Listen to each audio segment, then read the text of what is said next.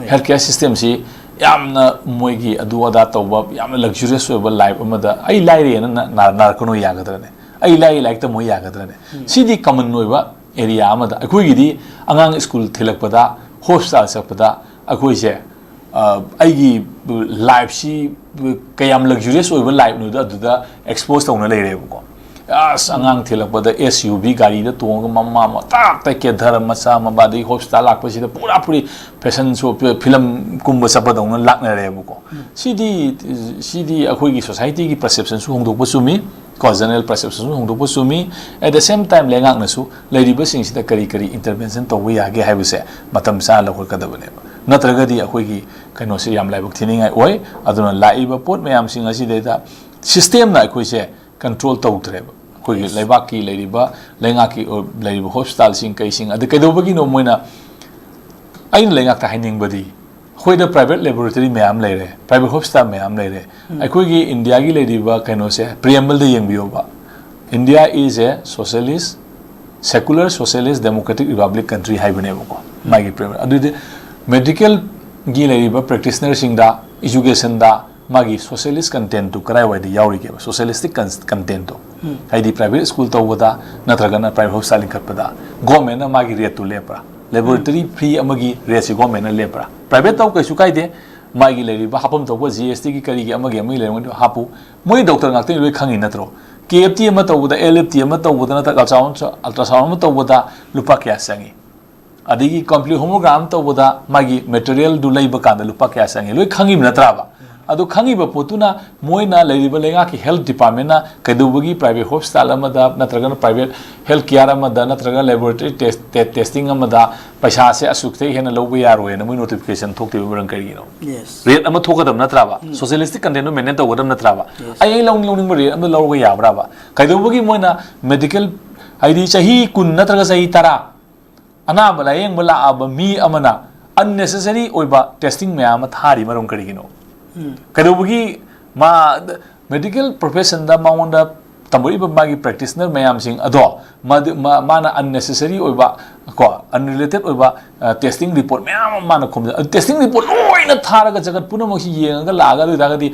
लायेंगो doctor सेत्रसु internet ता येंगा करी गुली जायना भ येंगा टेस्टिंग मैम पुनमखि लोइन बकनाय मकुक्ते मथु पुलप तरो काइदा सोइगे असि कै जाय भ डॉक्टर कंसल्ट तौदसु यारे ने ददि आई हाई से हाई अदन मोइ बगन तौइ नतेको सिदैदा मखोइ याम लुबो पोट अमखक लैरिबा अखोइदा अनडिस्क्लोज ओइबा पोट अमखक लैरिबको हाइदी आइना करिगुम्बा से कनागुम्बा प्राइवेट क्लिनिक अमदा नद्र कैनो अमदा आइना रेफर तौरगा आइना इरकपा मागी टेस्टिंग रिपोर्ट सिंग असे मसी तौबगी परसेंटेज अम मोइदा रिटर्न हलैएबा आइदर 10% 12% को समना कान आइना लुपा लिसिंग अमगी को लिसिंग अमगी नत्रगा लिसिंग अनेगी आइना नंगोंदा टेस्टिंग रिपोर्ट थारे लिसिंग मंगा होजि एनी डॉक्टर अम चलोबको नंग हेक चटपा कांसिदा हाम नंगोंदा टेस्टिंग की रिपोर्ट इरकपसे टेस्ट तौबो येंग तारोजे लुपा लिसिंग तराबो की मनुंग ओइनेबको मागी कनोसिको सिगी 12% नत्रगा 10% से मागी ममिंग सिंगसे हाइबा कनोदु लोइमा कंप्यूटराइज तौरगा सेटिंग तौर प्रोग्रामिंग तौर थमग्रबनेबको अइना थारिबा रिपोर्ट मैम थाम द लुपा क्या लाई हाइ कांस आई वांट परसेंटेज अमा आई वांट बिल लोइ लाकनेब यस सिगी बिजनेस अमने मोइना तौरि सिंगसेको सिगी मैम सिंगसी पब्लिक ता आइदी पीपल दुदैदा मागी अदुगी रेटु गवर्नमेंट खंगीबा गाक्तनी मोइ डॉक्टर ओइबा लोइ खंगी गाक्तनेबको सी मैम सिंगदु मदु यारोय दु तौबो यारोय मसिगी पोसे कदुबगी पब्लिक तगी अननेसेसरी ओइबा कलेक्शन तौदोइनो कोतुनाबा सिगुम मैम सिंग असे अखोइ साइडनबम संगी सुमना ngahaki temporary एबो मोंगदा हाइबा इशू दुगी मतंगदा फ्लोर मैनेजमेंट तौरगा लोशन मदु नतबको अमा हाइबा मैम सिंग असे रूट आउट तौबम संगेबा पोट मैम सिंग से अखोइगी लेरिबा होजिक डॉक्टर येंगबै कंसल्टेशन फी लुपा लिसिंग अम लौबोक्ता थोदोंना यामेन लौद्रबो यायबा बट लुरैदी डायग्नोस्टिक तौबदा संगिबा पैसा ट्रीटमेंट पैसा दै हिदाक चाबदा संगिबा पैसा मयाम सिनेबा खोइदि याम बर्डन ओरिसे डॉक्टर अमा कंसल्ट तौबगी मागी मतम लौबगी लुपा 500 मैटर नतेबको आरि मिस्टर लेपुबै खितंग आइसे नुंगाइते कनो तो मतम खितंग क्यू सांगबो नुंगाइते आई हक्सांग वाबनि नायना आई लुपा 500 पिथोगा डॉक्टर द येंबुदुदि काइदेबा टू सम एक्सटेंट मदु अखोइना कनो तौरसेबको लाइदी मदुगी फॉलो अप तौरकदैबा रिम्स द येंबगा aduga aingonda yengbaga kan doctor mayumda yengba khenari se only hujiki lupa changa dugi difference tu gotane rims gi doctor tun su ira kadoi ne ba te si mayam singsi natraga jenim se ira kadoi ne ko yumde yengase ai se ubudi ada sangna kiu le pai mohoto de mai memu laga lupa changa tingaga mai phi du pi ga lepana phayena khalak adu bokta koi tolerate to yae ko but luridi mana ira kadoi ba report mayam sing kai mayam sing adu da leiriba mayam sing adu ne ba khoi da sagun tori mayam sing asi masi ka maina compromise to gadage tawdumdi yaro report ki matung ina anab lang du ni haiba moi ki pakhum lakani adu lengak na kari intervention pirage ko haidi private clinic amada leiriba hariba racing complete homogram gina liver function test kina kidney function test kina adagi sugar test kina adugina mayam sing ase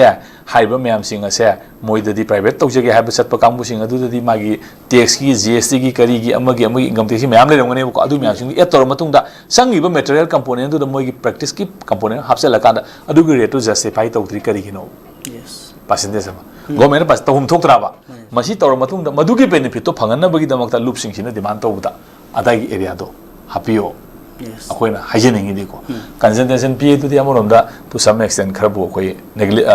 kanobu oiriya ko kasi kharabu koi madai area to di yam ka hen moi nangje ningdre ko luri di akoi da follow up live hidak ki kari percentage pi ri ko le myam se hidak iba matam da kadobu gi branded hidak sing asi makoina doctor sing sina akoi da adu saw ina branded hidak oina sapana bu composition da kadobu gi refer to withrino Paracetamol hai si puja yam sam khudna lupa ama pibadaina lupa yankai pibu ho le ba same component da adu kai do bagi doctor singsina adu branded ena moida magi le riba MR mayam singsiga moiga manara kan loi open secret na to MR mayam singsina doctor ra kari kudon pi kari company gi rital la hali hai mayam sing akoi ri taw ngak tana try ba pisa mayam si akoi na pidra ri moina pi ga da moina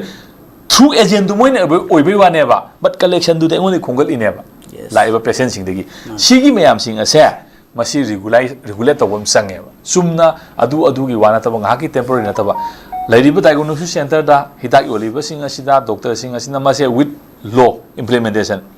ko private hospital practice to yaro haiba kasu kaide amai law lerangani law du mathok to holu lairiba private clinic mayam sing sida salairiba me government gi lairiba mayam sing na afford to bungam damina government rate ama lepu ko clinic ki lairiba mayam sing se hidak iriba sing asida hidak sing sida branded ne moni halaka na moina company degi paisa tali simarum karigino masigi se composition do ina ibiu wari bobo ko se aingonda keno manare natraga si nang ka paracetamol saro natraga amoxicillin saro amoxicillin ga masigi keno siga punba masaro haidana aduma ibita gadi aina host aigi ahong malamada aina phambadu pharmacy degi satla ka si composition ani si yawba pure sa manaba composition doctor ira ku maming du phangde na manipur pum si thau da gari thau liter manga loi bi yaw ne phangde na ko adai am doctor du la kan si da la kan doctor du na mu my company du phone tawraga adu de na won lei ba won lei la won lo sat ba yaw ne ma sigumba lei bagi type of practice there masidai da akoi lupsing asina masi intervene to haninge ba ai moti ai ngasi ngangje di ba ai thamje wafam se mayamna ubi batabi ba yawraga di area se sai sida ai work to honjaninge ko private hospital kai da amada tawbagi thingba ko pa du action ami logo piu but yam maru oina khoi da tawri badi hojik lari ba khoi gi private clinic sing asina pi percentage mayam si kamaina akoi masi kamaina public tegi masi khongol oidage hidak chaw matam da sangi ba paisa company sing my advertising tawga live branded mayam si tawi mayam sing ase masi kamai tawrogedage hai tawroidage hai base khoi gi mayangi da makta thabak tawiri ba satra gi loop oiro anything mayangi loop oiro hai area sing sida akoi mase work tawira kanda makoi sing ase regulate tawira ga kitang akoi public ta masi tawrok pa taragadi to some extent ai benefit oigani ena khanjab area khak lebo ko ai sumaina hanbagi keno se kitang gi sang logre angon da jusnang ena tawgi hai tare ko ai area se kitang chronic oiba area oibani ko mokoina thamjari ba pose moi ba koina doctor sing phatana natraga yamna negative keno ma da koina ubagi nate mokoi so inung din tum dangai mokoi gi life and direct kya doctor mayam hospital toru doctor mayam mo gi soibadegi mo cesarean sector ubada koi sibudi saweba to some extent patient operation toru ubadegi doctor sing ai sai positive obi yawrim neba